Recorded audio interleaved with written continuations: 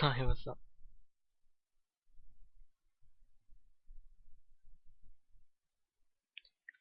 Hi, this is Ptolemaeus, and I'm here to bring you the Ahri patch notes and thoughts and my thoughts on it.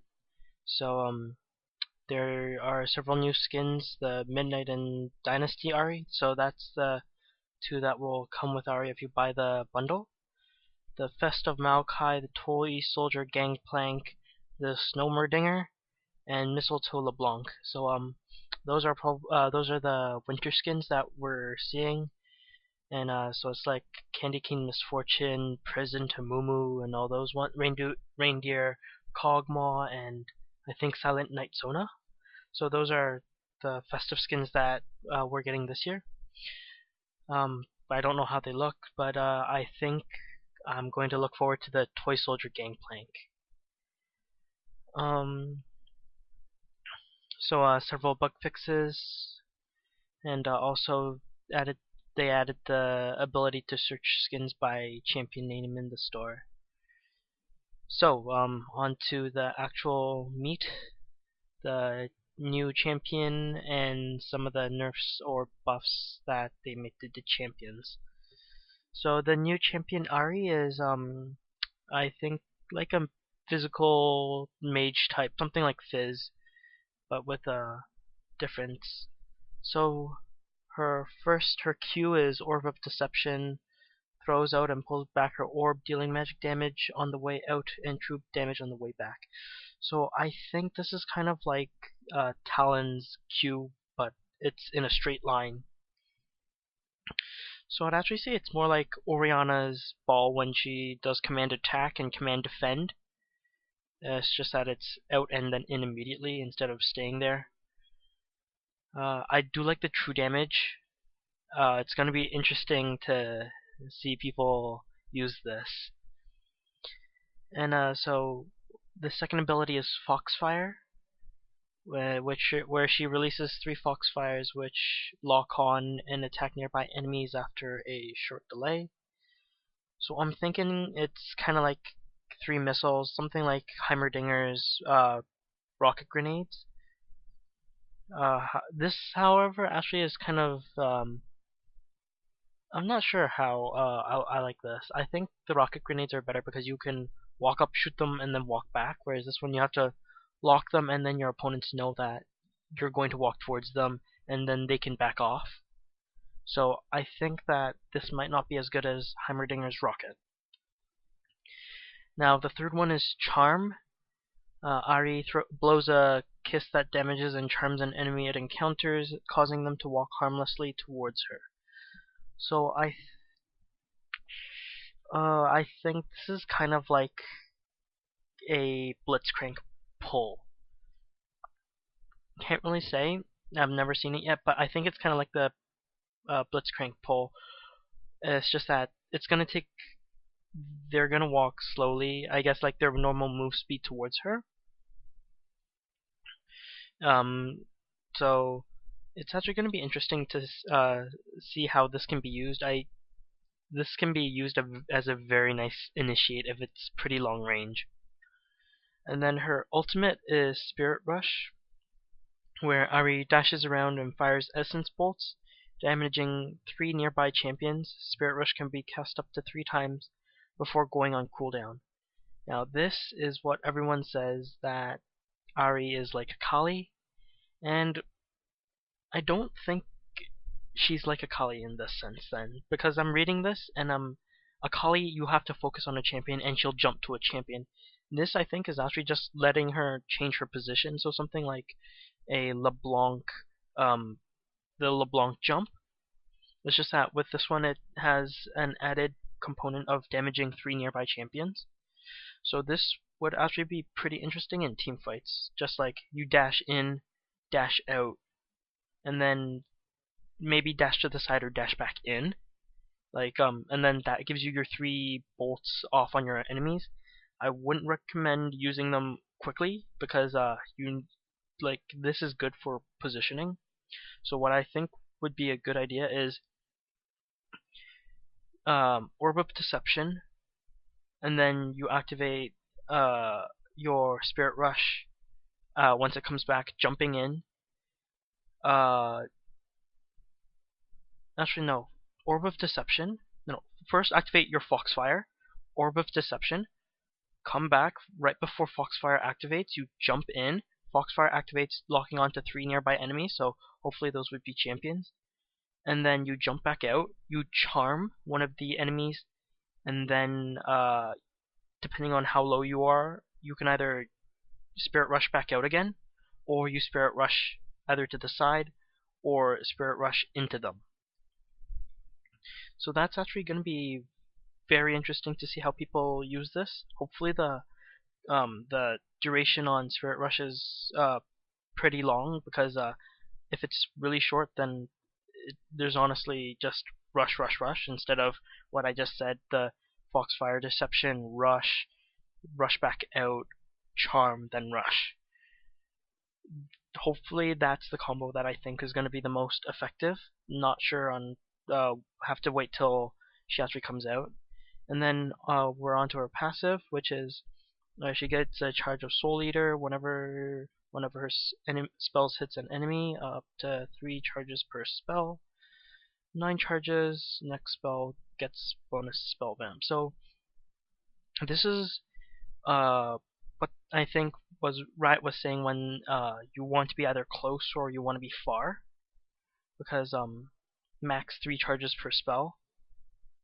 So I think it's the farther you are, the less charges you get. And hope the charges stay instead of tick off. So something like the Kate shot, where it charges up, and then on the 8th shot she gets the special crit. So I hope it's something like that. And for those of you who think that Ahri is ripped off from Naruto, she isn't. She's actually taken from the Korean lore of the Gumiho, which is the Ninetales Fox. The Gumiho is a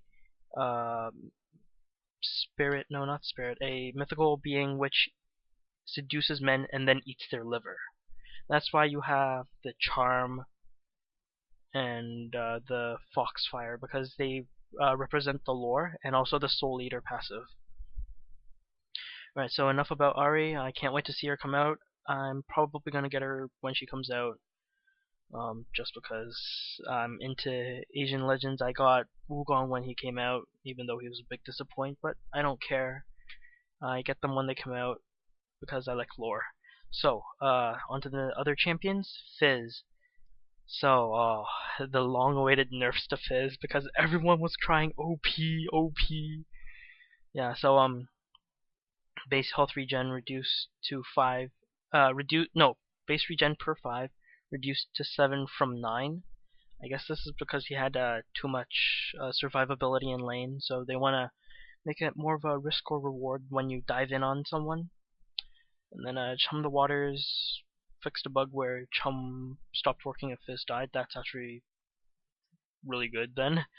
You chum someone, die, and then it goes off, like it stops. That sucks.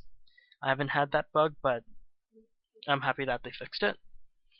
So hitting an enemy who is immune to fish, it now causes fish to be dropped onto the ground instead of fizzling. That's also really helpful, because that means that someone else can pick it up.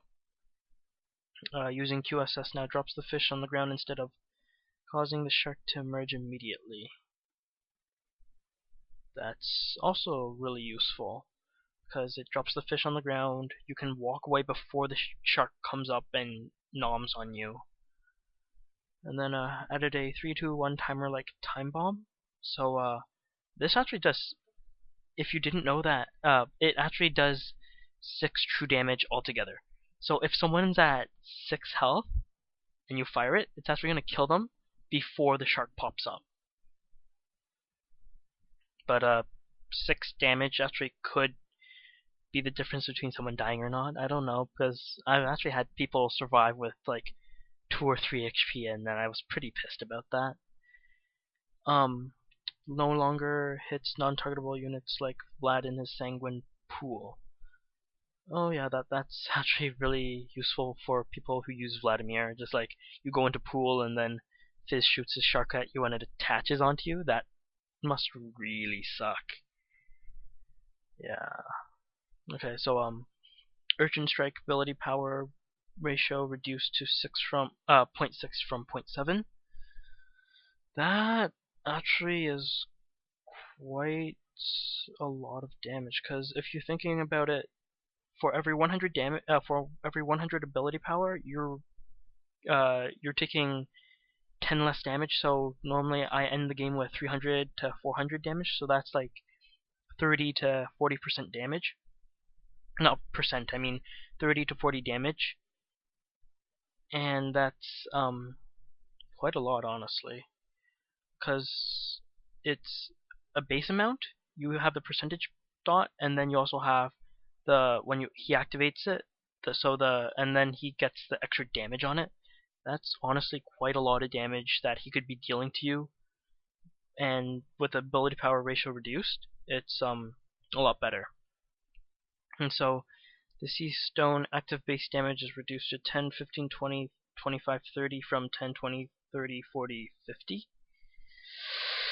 Eesh. I don't know. It's 20 damage nerf. I think it's okay.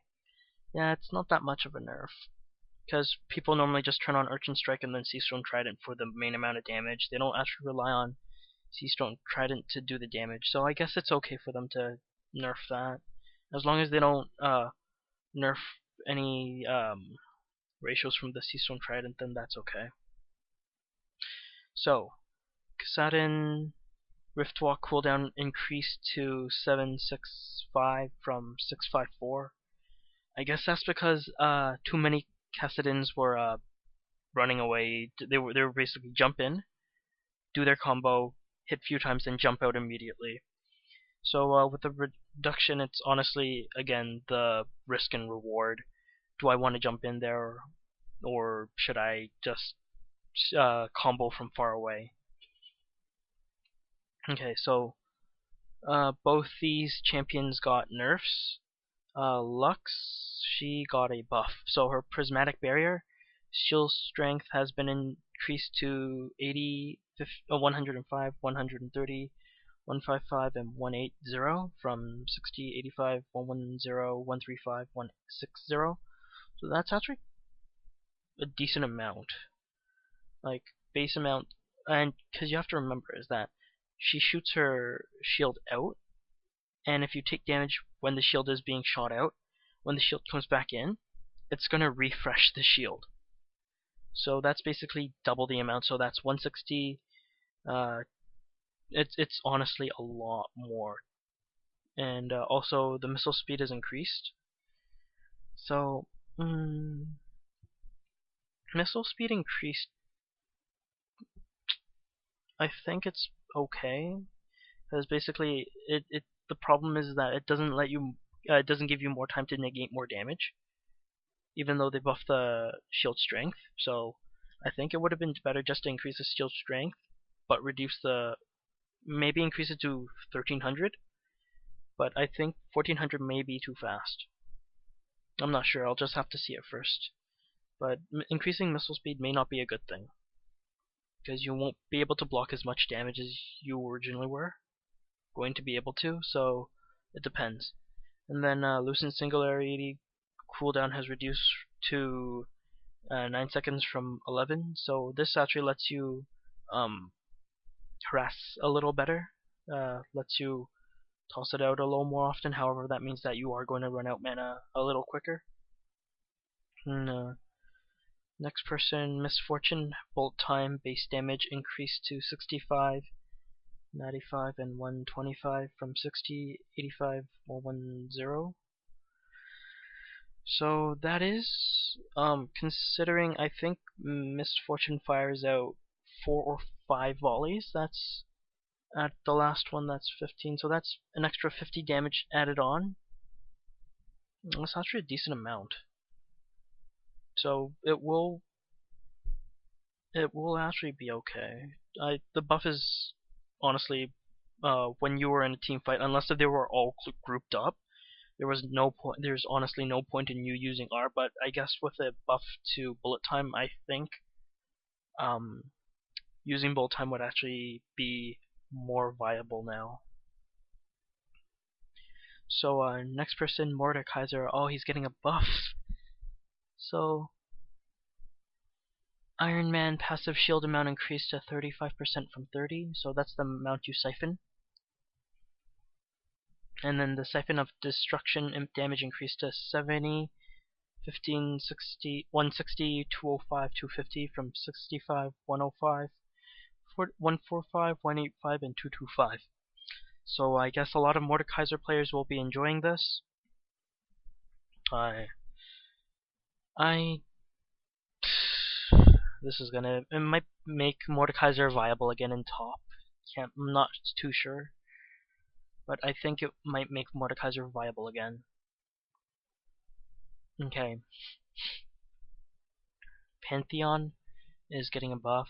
Aegis of Zionia, mana cost reduced to 55 from 70, so and Skyfall reduced to 125 from 150.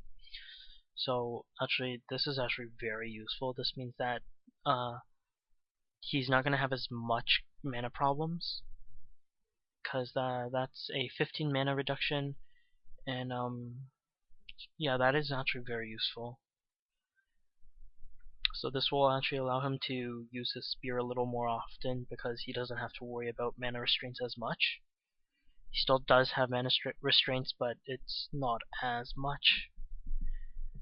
Now the next person is Sivir. She got the remake, and she was really strong with the remake, so they had to nerf her a bit. So Boomerang Blade honestly was doing a lot of damage.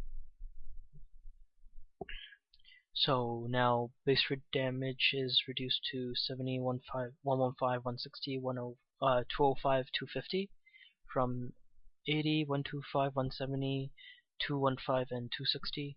So, although it's like not that, it's 10 damage across the board. It's you have to remember that the Boomerang Blade is going back and forth. So if you think about it, that's at level 1, that's 20 less damage if she just hits you with Boomerang Blade without hitting anything else. Although it doesn't sound much, like 20 damage could be between you getting ignited and killed, or you getting ignited and you survive with that 20 HP. Now late game it might not seem as much, but it's still useful. And also it scales with ability power at a 0.5 ratio. I don't see why they did that. There is no point unless if people were going hybrid, and honestly I don't see why they would do that. Honestly, just going pure AD is a lot better. Gives you better scaling, and your ricochet will do more damage. So on to ricochet, the damage fall off per bounce is reduced to 20% from 25%. So this means that when you throw the ricochet, you're gonna get more damage to the targets after the first one. That's actually really useful, because I was playing Sivir, and I would throw out ricochet, and when it got to like the third or the fourth target, at low levels, it did almost no damage. So fixing that is actually very helpful. And they fixed a bug which caused ricochet to cost additional mana on throwing the projectile. So I guess maybe the coding for like when you threw the old one, it would drain mana when you threw it. So I guess they may not have fixed that. So they fixed it now, so it's only when you activate it, it drains the mana, and not when you throw it. And also they updated the recommended items, so that's good. Sona no longer automatically acquires attack targets when idle while power chord is active. So this is very good and very useful, because you get power chord and then you accidentally shoot it at a minion instead of shooting it at a champion. Very useful, because you can charge it up wait, just stand there and not shoot it, and instead of automatically aggroing onto a minion, you can actually just sit there and wait for the champion. So Trundle, as of the Volibear patch, Contaminate CC reduction applies to silences and blinds. So I guess they're just mentioning it to people because I guess people didn't realize it. Tryndamere, the Bloodlust heal per 1 Fury is reduced to 0.5, 0.95, 1.4, 1.85, and 2.3 from 0.65, 1.15, 1.65, 2.15, and 2.65. So basically, it's like the reason that they nerfed it is because with the Tryndamere, with the new Tryndamere, laning against them was basically impossible because you would hit him and then he'd just whack a minion and then heal it. There was almost no way of pushing out a Tryndamere because he has no mana, so there's no mana problem. And if he gets hurt, he hits minions and then gets it back either through his natural lifesteal or through Bloodlust. So nerfing this is okay because this means that any Tryndamere that's getting really farmed won't heal as much if you harass him. Now, again, as Freak said, that they didn't nerf his base ratio because if he's not getting farmed, that means he can still heal, although not as much. Okay, now Twisted Fate, he's getting a buff. His auto attack range is increased to 525 from 510. So this means that he can trade better with this means that he can trade now. So he can actually be a better mid laner. So he locks in his card, throws it, and then throws out his Q because he has better range, and so he can walk up to you. He basically doesn't walk up to you face to face before he throws out his card. That was what I found was a problem was that most of the spells that were cast against me are well within my auto attack range, so I'd have to wait for them. They'd hit me with their spells before I got into the auto attack range to hit them with a card. So they were hitting me for more damage before I could hit them with a card and hit them, which is really a big problem. So now it's increased range, so I can hit them before they can react, and that means that I can hit them and then throw out my Q and harass them better. And they fixed the problem with pick a card where it randomly attacks a target after the card has been picked. And so it's like Sona where I locked in a yellow card and then it randomly throws it at a minion. Now, once you lock a card, he will stop attacking and you will have to attack someone in order to throw out the card. Very useful. Udyr's Monkey's agility no longer grants dodge. So I was hoping that they'd replace it with something. The dodge was actually kind of useful in the jungle. I was hoping that they might have replaced it with armor or something. But I guess they're not. That kind of sucks because honestly I was hoping that they'd replace it with another stat, whether it be defense or attack damage or something, so that he kinda so it's not he's just getting a nerf. Now we're on to a carry that not a lot of people play because he takes so much to farm, but he's honestly Vigar, basically getting buffs everywhere. Primordial Burst, mana cost reduced by 25 across the board. Dark Matter mana cost reduced by 30 across the board. Baleful Strike, it's reduced. Well, it's changed so that it's 60, 65, 70, 75, 80 when you level it up instead of 75 across the board. So this will let you farm a little better at early levels because you can toss out more Baleful Strikes before you run out of mana. And total ability power accumulated by Baleful Strike is now displayed in the tooltip. So that's honestly really useful because now I can look at how much ability power I got. Oh look, it's over 9,000! Yes, I said that, I'm sorry. I just comes. And now Event Horizon mana cost reduced by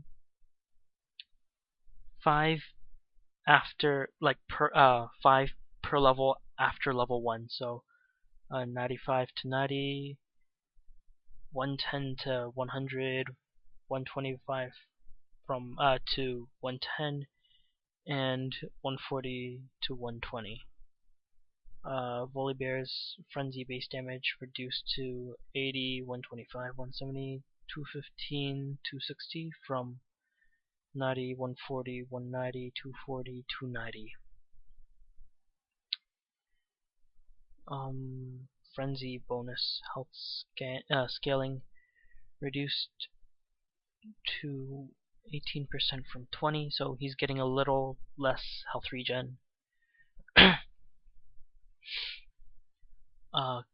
Xin Zhao's Crescent Sweep armor and magic resist increased per champion hit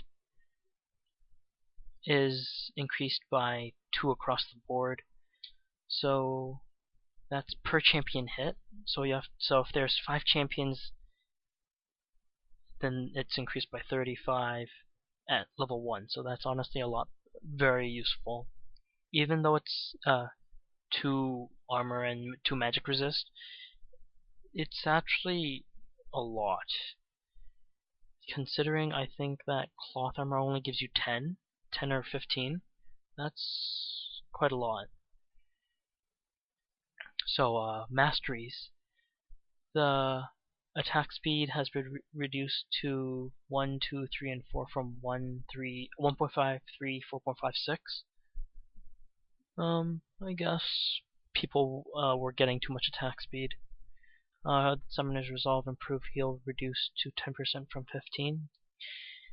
That is actually a nerf that is kind of helpful because lately I've been seeing all supports taking heal. They either don't take flash or they don't take CV. Now that heal's been nerfed a little,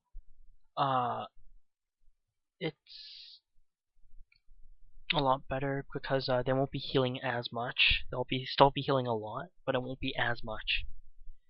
So Perseverance removed and replaced with Strength of Spirit increases health regen per 5 by 0.4, 0.7, and 1% of maximum mana.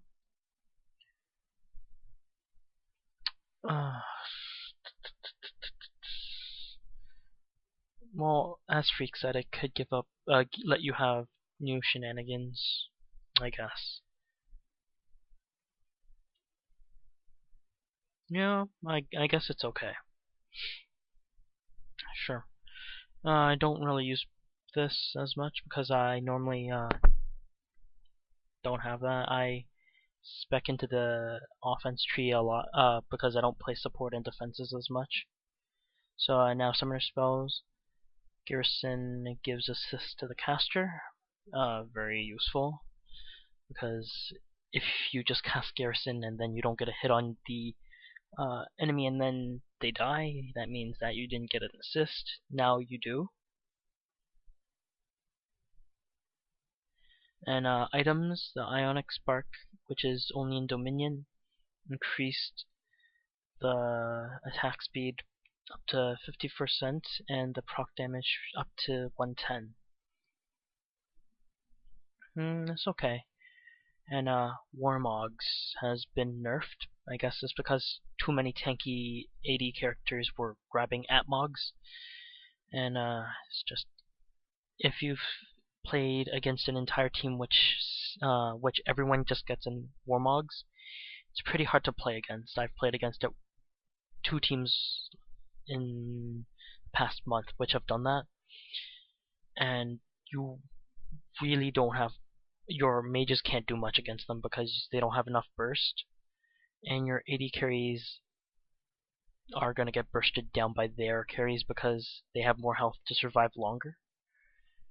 So I guess the health reduction is helpful. And also they nerfed the passive health regeneration and the health gained per kill or assist and per minion kill.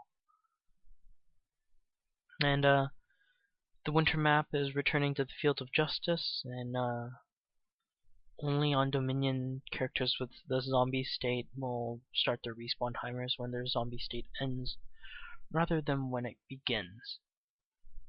Interesting. So now it takes longer for Karthus, Kog'Maw, and Yorick to respawn on Dominion.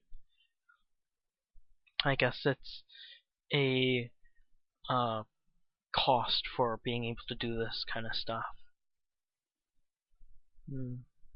I think it's okay. It's a good trade-off. Because I have honestly played as Kog'Maw a lot on Dominion, and I will literally just sit there and shoot them until I die, and then run after them and kill them with like surprise if I haven't killed them already. So I honestly think that's a good trade-off. So that's it for the Ahri's patch notes. I will try to bring you some gameplay and my first impressions on Ahri. This is Ptolemaeus. Like, subscribe, comment, and yeah, that's it. Have a nice day, and see you on the Fields of Justice.